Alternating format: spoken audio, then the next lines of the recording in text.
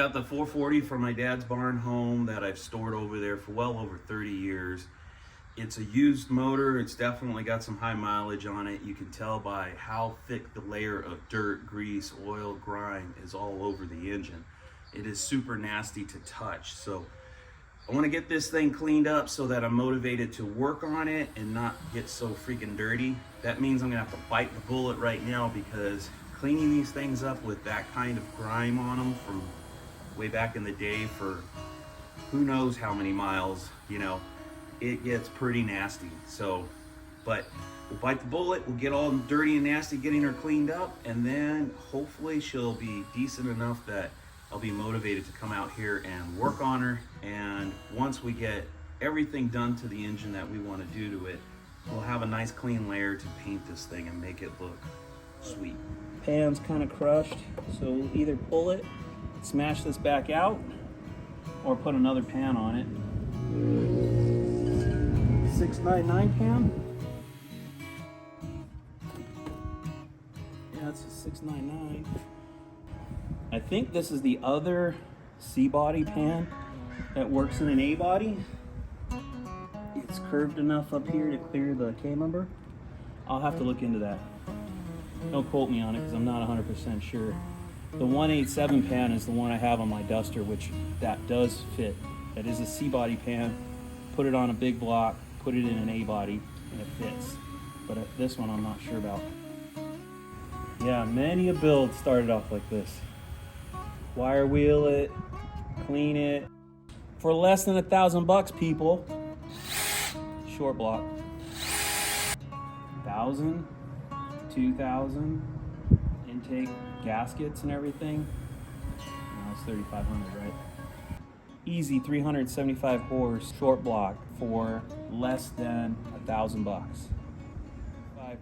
Easy 375 horse for 3,500 bucks, long block, intake to pan.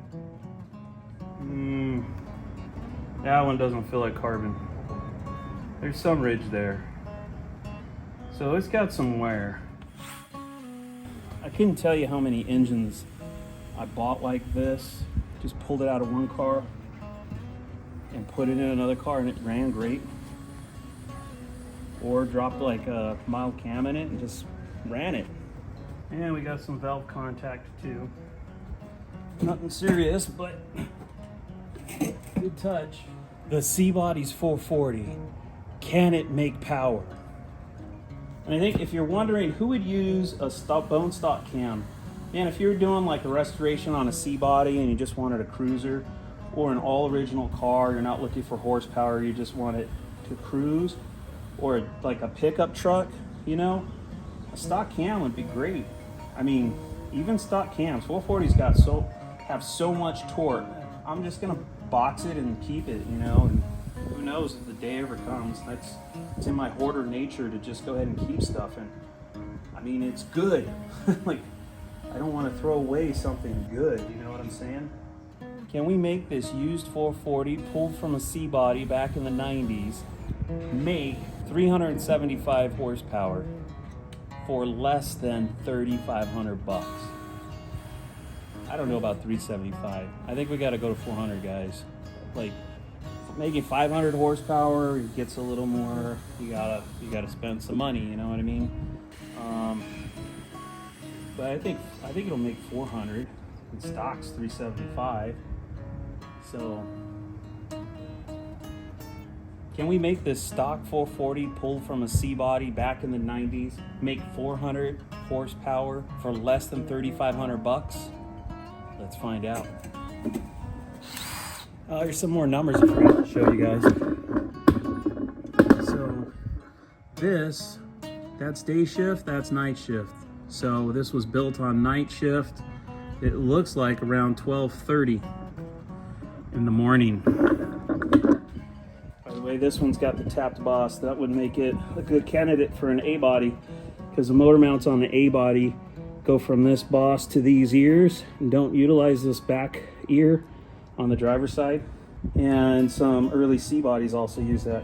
So that might be something worth exploring if you're looking to put a 440 in an A-body. The later engines might have that tapped for, I don't know if I can mention this, but Ruben at Muscle City Madness was talking about doing competition build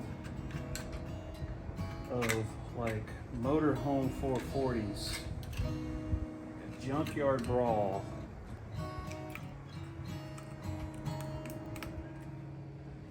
Let's see if it turns over. 1 3/4 socket. Ooh. Doesn't want to turn over, guys.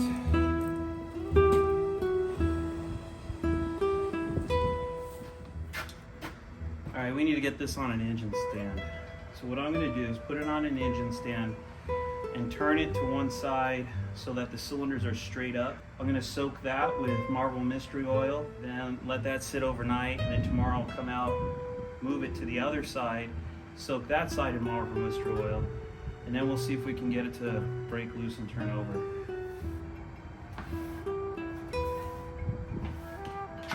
Before I put the engine stand on here, I want to get this all super clean. I'm probably going to paint in here. I could get to all of this, but you know, with the engine stand in the way, you're not going to be able to paint in here. So I'm going to go ahead and clean all this up really good right now and paint it. And I want to pull this off so I can get all around it, get that cleaned up. This is a 1-inch 12-point box end wrench. You can get a 12-point socket, I think. I don't know, it's not quite fitting, but it's close. I'm hoping it'll work. Yeah. I tried a 1 1/16, 1 1/16, and it was not working. It was too small. Your oil pressure sending unit, this is actually for a light. The one for a gauge would be like a big barrel thing, and of course we're going to run like an aftermarket. So to clean this up, I'm going to pull this out, put a plug in it like this in there, and then run the wire wheel through it. The oil pressure sending unit for the light looks like this. This would be like in a stock sweeper style dash, so like that 72 Charger, the 68 Coronet, non-rally dash is going to have just a light. A Charger with a rally dash, like say a 69 Charger, 68, it's going to have an oil pressure sending unit like this, which is a gauge. So you'll see a needle move. Light, gauge.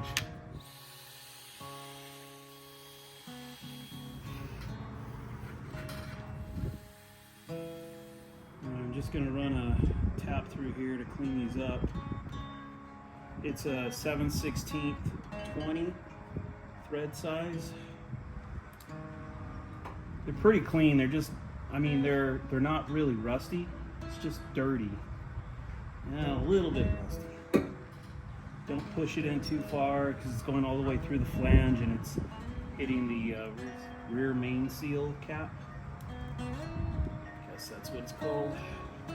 Just don't dig hard because this thing, you know, these holes are bottoming out into that stuff. You don't want to damage it. And they look clean all the way down. If they weren't clean all the way down, we'd want to run a bottom tap. You know, probably this tapered tap first and then run a bottom tap through it. But we've got enough space to get all the threads. We got like garbage in there.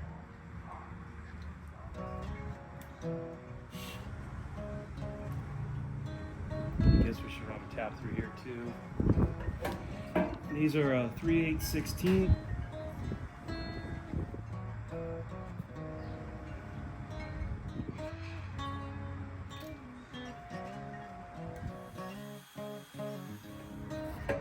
Let's see what super clean does.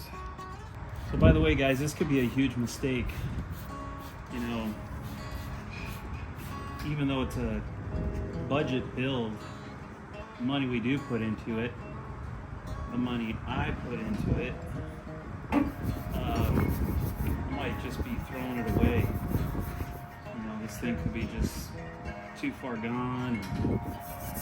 Just has a ton of blow-by, for all I know. By the way, don't use super clean on any anodized parts. It will ruin the anodize. I guess if it ends up being a disaster, the whole point of this build will be what not to do. Do not take a Junkyard 440 and just throw it in something. Well, you could do it, but you just got to realize that there's risk involved. You know what I mean? Could be a huge win, saving lots of money and getting some decent performance out of this thing, or could be a huge loss because all the money that went into it was a waste of time. I guess we're all gonna find out together. But I've done plenty of builds like this on the cheap, and technically, I guess you can't even call it a build. It's just, you know, pulling a motor from one car and dropping it in another, and seeing what happens. And to be honest, I don't think I've ever been disappointed. So my buddy Marcos at Dust and Bust here in YouTube tells me one day, you should probably take your laundry down or remove your laundry or something like that. I'm like, what are you talking about? Like laundry? And he goes, yeah, you got laundry in the background. And so I look at the video or the picture, whatever it was we're talking about. I'm like, oh, so all my old pants and shirts I use as rags for stuff like this. And I'll hose it off or whatever. Or when it rains, the garage gets water seeping inside, so I'll lay a bunch of rags down to soak up the water. And then I hang it on the fence. So he thought I was hanging up laundry. It wasn't. I was just hanging up my rags, which used to be clothes, so I guess technically it is laundry.